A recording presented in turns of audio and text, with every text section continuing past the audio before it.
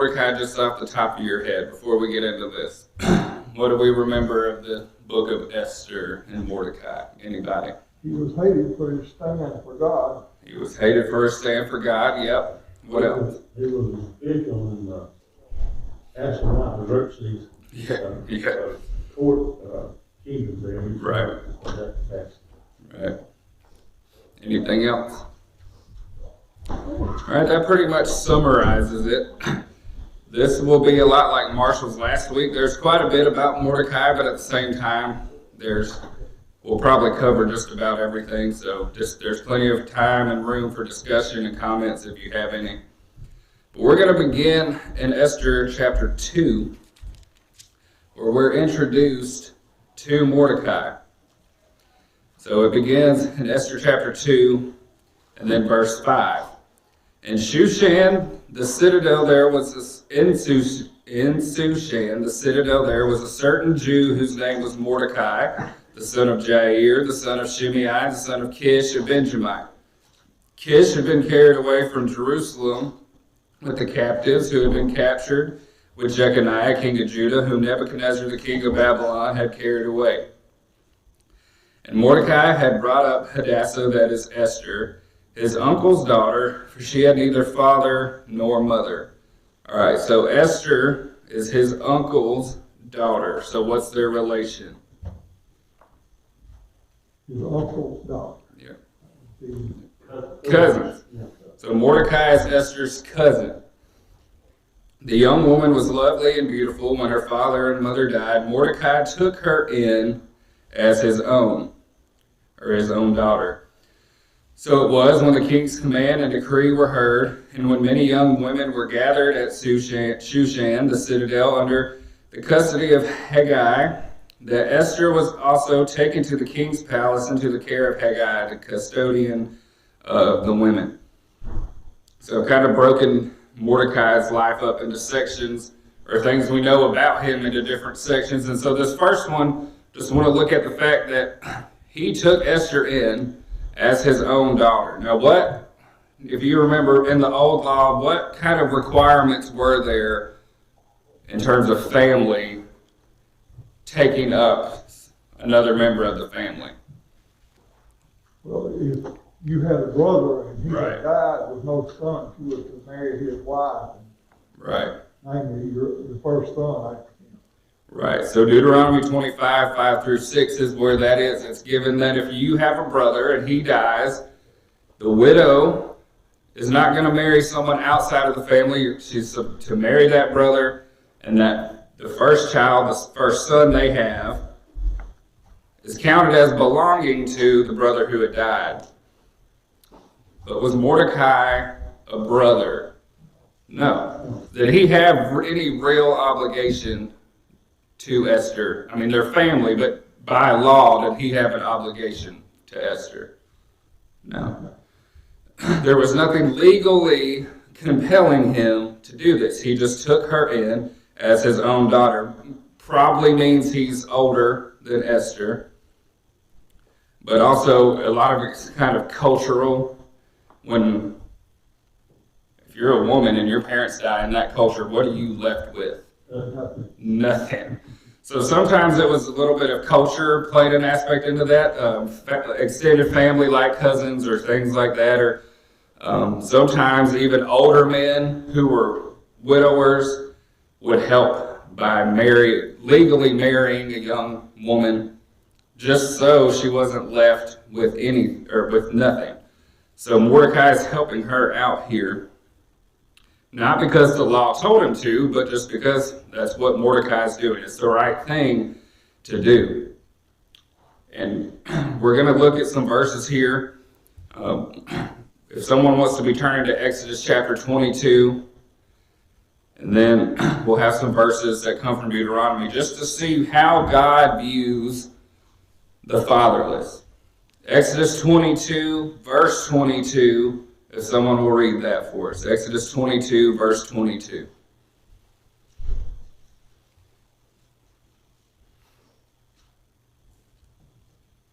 Exodus 22, verse 22.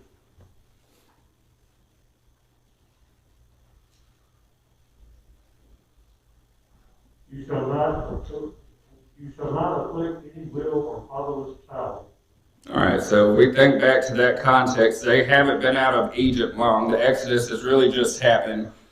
God's kind of giving the law. He gave them the 10 Commandments, but then he continues to give them more laws and says, you shall not afflict any widow or fatherless child. Now, if someone will, turn to Deuteronomy 10 and read verse 18.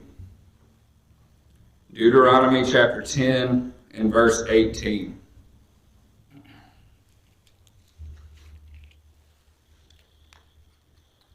He executes justice for the orphan and the widow, and shows his love for the alien by giving him food and clothing. All right. And then if someone will be turning to Deuteronomy 27, verse 19. Deuteronomy 27, verse 19. If you want to be turning there before we read that, I'm going to read Deuteronomy 24, 19 through 21. When you reap your harvest in your field and forget a sheaf in the field, you shall not go back to get it. It shall be for the stranger, the fatherless, and the widow, that the Lord your God may bless you in all the work of your hands. When you beat your olive trees, you shall not go over the boughs again. It shall be for the stranger, the fatherless, and the widow. When you gather the grapes of your vineyard, you shall not glean it afterward. It shall be for the stranger, the fatherless, and the widow. And now someone will read Deuteronomy 27 and verse 19. Cursed is the one who perverts the justice due to the stranger, the fatherless, and the widow. All right. So those aren't all the verses we could have looked at. There are several more. But just from those verses, how does God view the fatherless and the widows, the strangers, all those groups mentioned? How does God see them? Helpless people that need help, and we are to help. We're bound. Right, that was going to be my next question. Does God care how his people treat those people? Very much. Yes, Steve. Remember in Matthew 25, he talked to... Let's go there, because that's where we were going next. Matthew 25. I must have read your mind or something. But he said, you know, if you see the hungry and feed them, right. You see the naked and clothe them, you see those who are sick in prison and visit them. He said, he told them, blessed are you and come into the joy, right. the presence of the Lamb. For, you know, and he said, we didn't do it to you, so when you do it to the least of these, you do it to me. So right. he's talking about the least of these is talking about not only fatherless widows, but just general. Anyone in need, right? So it's Matthew 25, 31 through the end of that chapter, I believe. We won't read all of it. Stephen gave a good summation of it. You have the sheep on his right, the goats on the left. And so the sheep were the ones doing those things that Stephen talked about, giving food or water, visiting the imprisoned. And he said on that day, just like Stephen said, they're going to say, well, we didn't do that to you. When did we ever see you hungry and give you food? And Jesus says it's not that you did it to me physically, but when you do it to these others, you're doing it to me in that way. So what happened to the ones on the left? What happened to the goats in that passage? They went to hell. They didn't. Because they did. Of course, I was familiar with this passage before going to school, but I didn't understand the gravity of it until they helped us understand it, because we can focus very much, and rightfully so, on teaching people the gospel, how to obey the gospel, what to do to be saved, and those things. But this section can't be ignored either. If we appear on Judgment Day, we've been baptized, but we did none of these things. We didn't live the life of a Christian. What's he going to say? Depart from me, for I know you not. Right. So this is a part of being a Christian. It's part of being who we are supposed to be. God cares about them, those who have any need, and we are to care about them as well. It doesn't mean don't use judgment, or don't ignore having judgment or caution. It's also not extreme. Don't just go find a homeless person and give them all your money and your house and everything you have and become homeless. We're not talking about things like that. And it's also important to note this context, Jesus is not talking about churches either. He's talking about on an individual level. How churches should handle benevolence is a different discussion. But it's a personal way of living for each Christian. We're to share the concern that God has for those in need. What does Galatians 6:10 say? As we have opportunity, let us do good to all, especially those who are of the household of faith. How did James describe pure and undefiled religion? In James 1:27. Does anybody remember?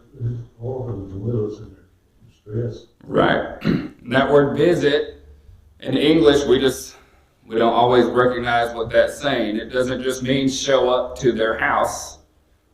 It's to visit with intention to fill a need. Yes, sir. It says, visit in their affliction. Right. You've got to help those afflictions. Right. And that's what that word visit means. It means you're going with a purpose. It's not just to show up at their house, hey, how you doing, type visit. It's going with the intention to help with their trouble or their affliction, whatever they need. And then James, of course, said to keep oneself unspotted from the world. So we can't separate these aspects of being a Christian. Being a Christian doesn't just mean you hear, believe, repent, confess, and be baptized, and then it's all, you don't do anything from that point on. This is the Christian life. And so Mordecai, even though he's under the old law, shows us an example of that. A man who shares God's concern for the fatherless, the less fortunate. Mordecai shared that concern. And so when we think about that, that's another thing that ties into this. Mordecai is, or was, under the old law. We obviously are under the new. But Mordecai and all these others, we're going to study probably several more from the Old Testament. Why can we apply their examples to our lives, even though they were Jews and we're Christians? Why can we still learn from them? The principles are the same. Their principles are the same. What were you going to say? Paul tells us that what was written before time was written for our learning. Right. So we can, by reading that, God doesn't change. Right. His principles Right. doesn't change. Right. It's just different things he tells different people, things they have to do. Right. But his results are the same. Right. Obedience. Right. And so God, some things in the law changed. Circumcision, we talked about that in Colossians. We now have baptism instead of circumcision. We don't offer animal sacrifices anymore, but God and his principles, his morality is still the same. So God has always cared about the fatherless, the widows, the strangers, whatever kind of group we want to throw it. Because if you can name a group, God cares about it. I'm not trying to diminish it, but so Mordecai is showing an example of the Old Testament of someone who shares God's concern for the less fortunate. And another thing about Mordecai, did he do this so people would look at him? No. Did he gain a lot from this? He didn't gain much from it. When you go through the book of Esther, in some ways you might say it cost him a little bit having to go through some of what he went through, but also he proves it as we go through Esther. He really does care about Esther. Let's look at Esther 2, verses 10 and 11. He says, Esther had not revealed her people or family, for Mordecai had charged her not to reveal it. And every day Mordecai paced in front of the court of the women's quarters to learn of Esther's welfare and what was happening to her. So this wasn't just, I'm going to, I'll adopt, basically, my cousin. Everyone's going to look at me and think, what a great guy. Especially because this is after captivity, but they're still living in that land. They're not even, there were plenty of groups who didn't return back to the promised land of Canaan after captivity. So he's not even in his homeland. It would have been real easy for him to just either do this for personal gain or to not do it at all. But that's not who Mordecai was. So there's a lesson for us that we need to share God's concerns for the helpless. And now we're going to get into something that was brought up at the beginning. So Mordecai, he shares God's concern for the helpless, and Mordecai also refuses to bow to anyone but God. So he's demonstrating he already knows how God thinks, he knows the law, he knows God's concern, and so he knows who God is, and he refuses to bow to anyone but God. If someone will read Esther 3, verses 1 and 2, and just, you can skip the names or try your best on the names if you want to. Esther 3, verses 1 and 2. After these events, King Ahasuerus promoted Haman, the son of Hammedatha, the Agagite,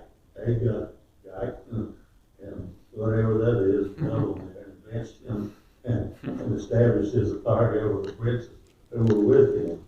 All the king's servants who were at the king's gate bowed down and paid homage to Haman, for so the king had commanded concerning him. But Mordecai neither bowed down nor paid homage. Okay, so we see there are several instances like this throughout the Bible. What are some you might think of? I'm not trying to get, I know Glenn's going to be talking about him in his lesson, so I don't want to get into him too much, but what situation does this sound like? Sounds like Daniel and the 3 Hebrews who refused to bow. And so Mordecai is showing that same resolve. And what was his reason? We see that in verses 3 and 4. I'll read those. Then the king's servants who were within the king's gate said to Mordecai, "Why do you transgress the king's command?" Now it happened when they spoke to him daily, and he would not listen to them, that they told it to Haman to see whether Mordecai's words would stand, for Mordecai had told them that he was a Jew. So why would Mordecai, being a Jew, mean he doesn't bow to Haman? He only bows to God. And so, what happened as a result of that? Mordecai's refusal to bow. What immediately came because of that? Haman went crazy. He went crazy. So he convinces the king to issue that proclamation of kill all the Jews. He was that angry at one man that he said, "I'm going to take all of them out." And then in chapter 5, in verse 9, we see it again. Haman went out that day joyful and with a glad heart, but when Haman saw Mordecai in the king's gate, and that he did not stand or tremble before him, he was filled with indignation against Mordecai. So his anger gets even worse, and that's when he tries to hang Mordecai. He already has the proclamation to kill all the Jews, but now he says, "All right, I'm taking this one out right now, because he will not bow to me." So, since this is the men's class, I've kind of tied it into what I see, at least in society today. Mordecai is kind of an example of what society in our country especially used to think a man should be. You don't compromise what's right. You have principles, you stand by them, even if everyone else is doing something else. If you've got principles, you stand behind them, don't compromise what's right. But that's not really what our society says today. What would our society tell Mordecai today? Well, if you go by what the TV shows, he's just a wimp. So he never can get nothing right. Right. And he's not nowhere close to being the leader of the household. Right. The kids and then the mom was the one that does it. Right. What would they tell Mordecai to do? If the government issues this proclamation to bow down to Haman, what would our society at large tell him to do? Wow. Bow. Why? Because the king said it. Because the king said it. This does not matter much to most of our society anymore. And it did not matter to the society that Mordecai lived in either. They're Persians. At times throughout, we see leaders and rulers of those Gentile nations, Nebuchadnezzar being one who did come to learn and acknowledge the one true God, the God of Israel. But by and large, that was not the case. And so you've got a lot of idolatry. You have pagans. They don't care what Israel's God said. And so Mordecai is standing there. He's a principled man. He doesn't compromise that. Because one thing I've heard in society, I don't know if you've ever heard anyone say this, they say they don't mind if Christians believe homosexuality is a sin, so long as what? You don't say anything about it. As long as you don't say anything about it. You're allowed to believe it in your mind, but you're definitely not going to come out and tell us that. But even in your pulpit, you should not be saying that. At least the Californians tried to outlaw that, I think, many times. They keep trying. And it probably one day, unfortunately, will succeed. I know Canada has laws like that. I mean, these things are happening. Do we have any New Testament examples of people refusing to obey what the government tells them to do in order to worship God? What's a New Testament example you might think of? In Acts, the 3rd chapter, Peter and John, we ought to speak things that we've seen and heard from God, or to obey you. You tell us. Right. It says, whether it's right to listen to you, a man, or God, you decide that. But we're going to speak what we've heard. We're going to speak what we've seen. We're going to speak what we know. And did they lose their lives for it? Yeah. So far as we know, of course, some of this is guesswork, but for the most part, we're pretty confident all of the apostles, except John, were murdered because they refused to listen to what the government told them to do. And we talked about Revelation 2:10 not too long ago, that we're to be faithful even if it costs us our lives. And I think that's another instance where maybe not society, and I'm not trying to criticize the church, things like this happened even in the 1st and 2nd centuries with persecution. What a lot of people would do who were Christians during the times of persecution is they would renounce Christ. They would go along, if Rome said, renounce Christ and praise Caesar, we'll let you live. Some of them would do that. They would deny Christ, praise Caesar, whatever Rome wanted them to do, and then kind of say, well, it was okay, I didn't mean it, I was just protecting my life, maybe repent of it or things like that. Is that how we should handle these situations? Is it okay, even if I don't mean it, to bow to a man? No. And so, as men especially, we need to be kind of the leaders in that. We have to show you don't compromise the truth for anything. And our society just has lost, we've lost even what truth means, so it's hard to compromise truth when you have none. And that's kind of where we are. And we could even go into, and our society definitely wouldn't like it, but Mordecai, as a man, is kind of protecting Esther throughout this. We just read, he went every day to check on her welfare. He told her, don't say certain things, don't let them know who you and your family are, because it could cause danger to come to her. And so he's a principled man, standing strong.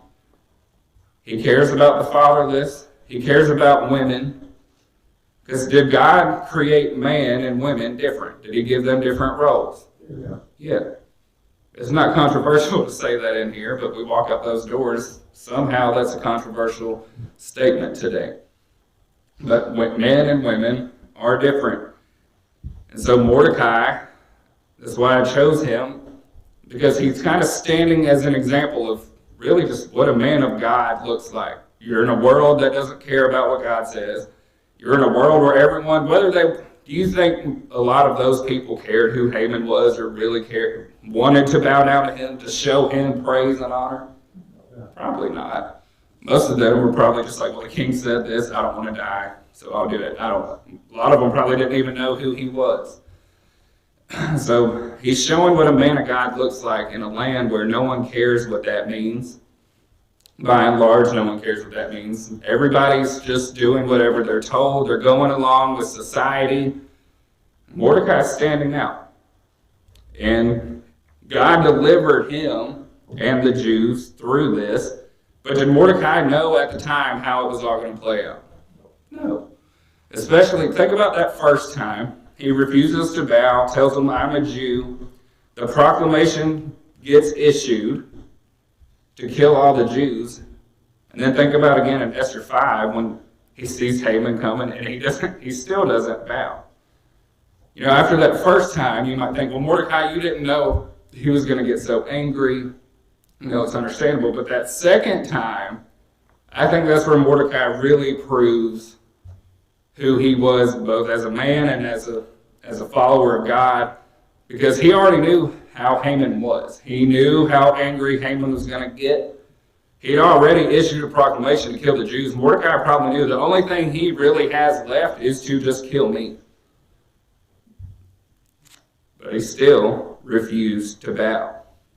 And so that's one of the major lessons that I think I take away from Mordecai is just, if you're a man of God, you be that man of God no matter what else happens, no matter what anyone else tells you to do. You be that.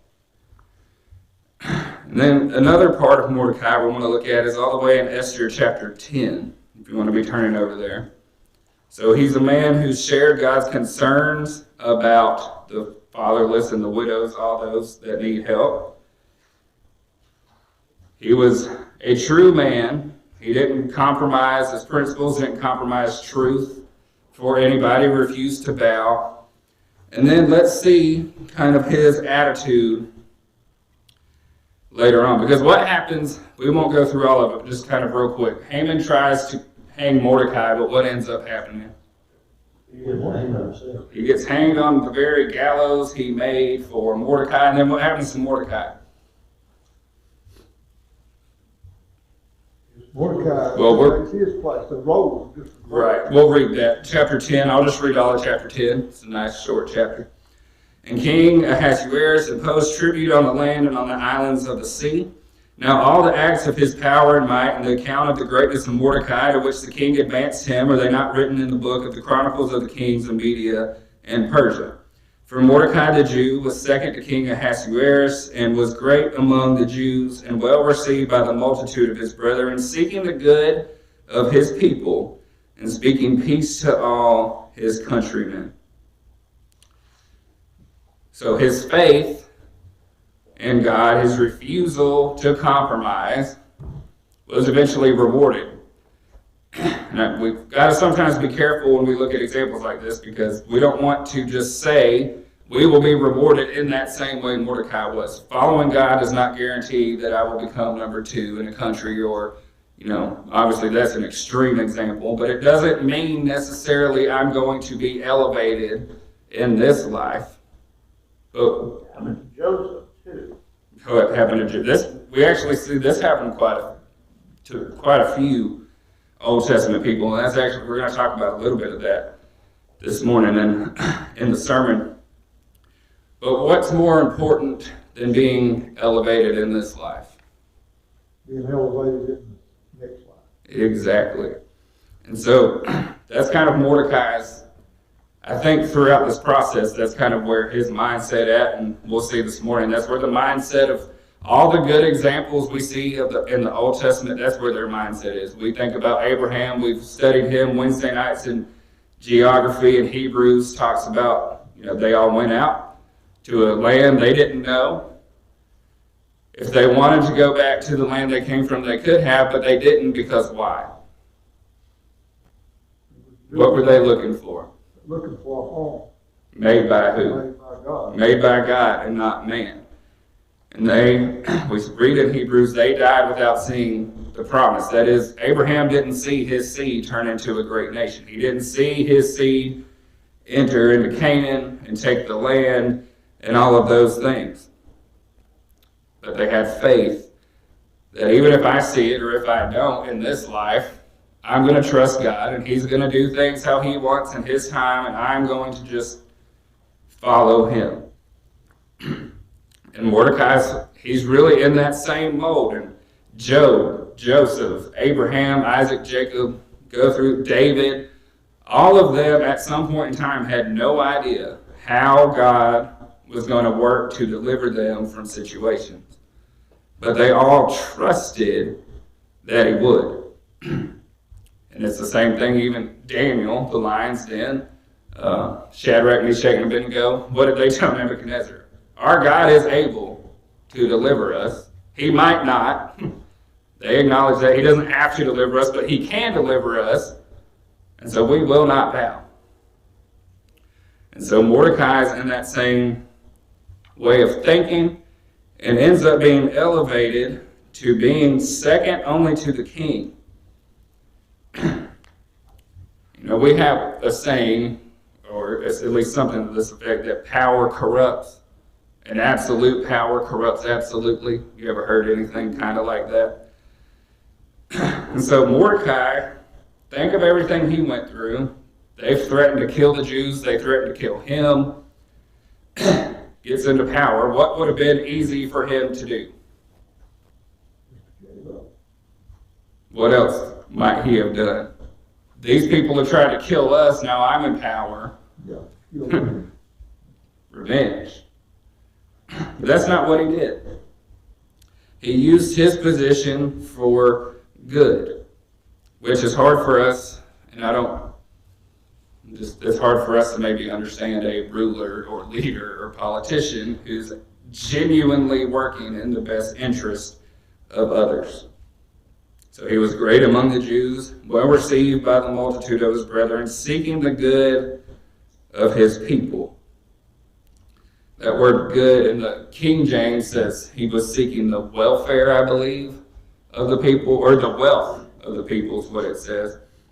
The word means welfare. He's doing everything he can in the power that's been given to him by God to make the lives of his people better. It's off the good of his people. The good of his people. So good isn't a bad translation. It's just, if you think welfare, or kind of just, he's trying to keep them at a certain level. Did you have your hand up? Yeah, American Standard said, and seeking peace to all his seed. Peace. So through these different translations, we kind of see what he's talking about there. And so he's using his position to help his people. He's not trying to enrich himself, which I think a lot of politicians, even in our country, go to Washington with that kind of mindset.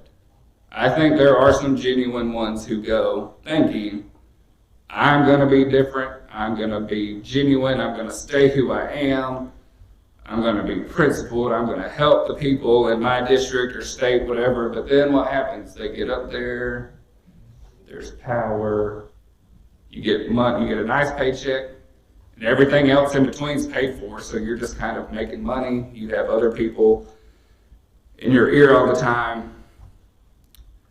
Mordecai stayed true to who he was, regardless of the power. And so as men, that's one thing I wanted to bring out from Mordecai as well, because egos and pride are things, every human has problems with that. But men especially, I think our egos sometimes, we can have problems with that. But Mordecai is an example of someone who stayed humble. He's got this power, yes, but he's just using it for good. And so Proverbs 16:18 is the verse that tells us pride goes before destruction, a haughty spirit before a fall. But if someone will, turn to Galatians 5 and read verse 14. Galatians 5:14.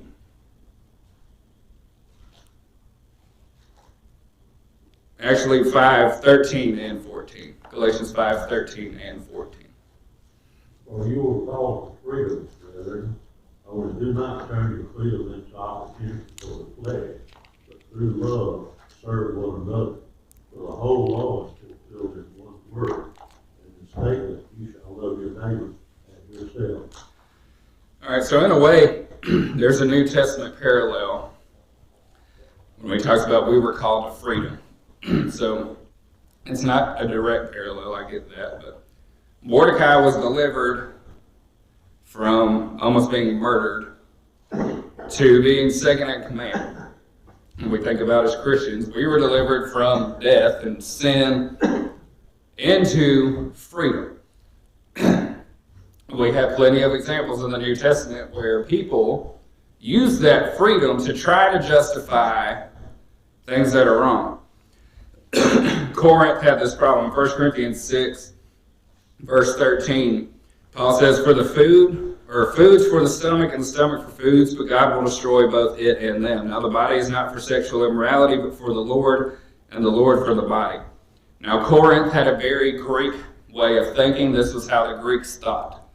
Our stomachs are made for food, so eat until, eat, drink, and be merry.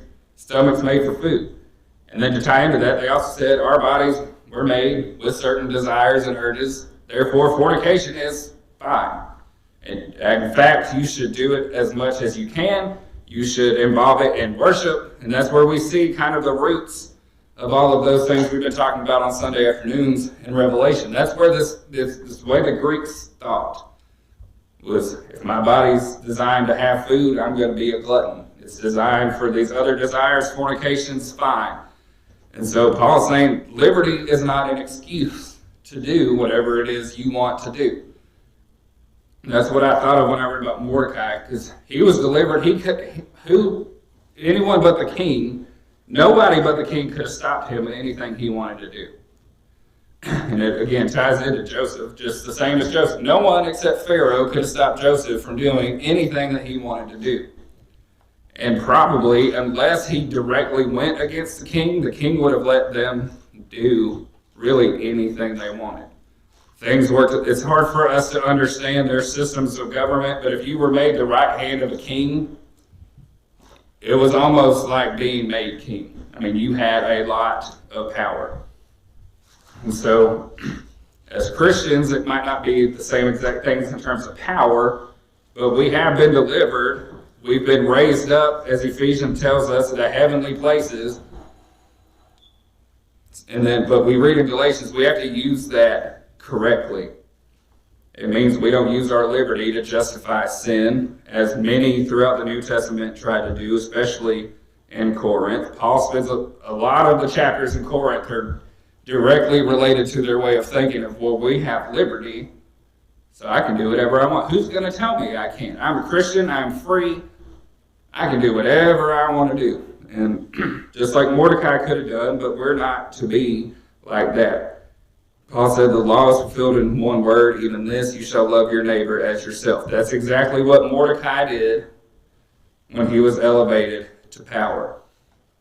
He was seeking the good of all his people, speaking peace to all his countrymen. So he's doing the best that he can to serve others, using the position that God has given him. And that's exactly what Paul tells us to do in Galatians. Use this freedom, use the position God has given you to do good for others. And so we see, and it goes back to what we talked about, God's principles have not changed from Old to New Testament. He's always expected his people, no matter what position they're in, to first of all serve him, and then when they can, serve others. So, any questions, comments, thoughts, concerns about? I'd say one thing. We was talking to start with what kind of study the book of Esther. Mm-hmm. Although God is not mentioned in Right. the book, the providence of God works all the way through. Absolutely. And if we need to study about God's providence, that's a great book to go. It is, absolutely. And we see it not just with Esther, which of course we do see it with Esther, but we see it with Mordecai as well. Yes, Steve? Think about this. This is another reason why Esther should be in the Bible. If Haman's plot, if Haman had actually been successful in wiping out all the Jews, what would have happened to the Messiah? Right. What would have happened to through your seed all the nations of Israel shall be blessed? Right. What you see there, you don't need to really mention God. If you take it into context with the other books of the Bible, there's a promise for salvation for the whole world. Right. It was through the Jews, through Abraham's descendants. Esther and Mordecai wanted to make sure that this, because they obviously Right. believed a Messiah. They obviously Oh, yeah. believed something was coming. Right. They made sure that they ensured the Jews survived. Right. It was, and I think Mordecai said this. He told Esther, you've been brought about in such a time as this. Right. And that shows God at work in Right. ensuring His plan comes to fruition. Right. Anything else? I heard someone else is gonna do Mordecai, so hopefully I covered it to your satisfaction. Any other comments? All right, well, we got about a minute. We'll go ahead and end it. Appreciate it.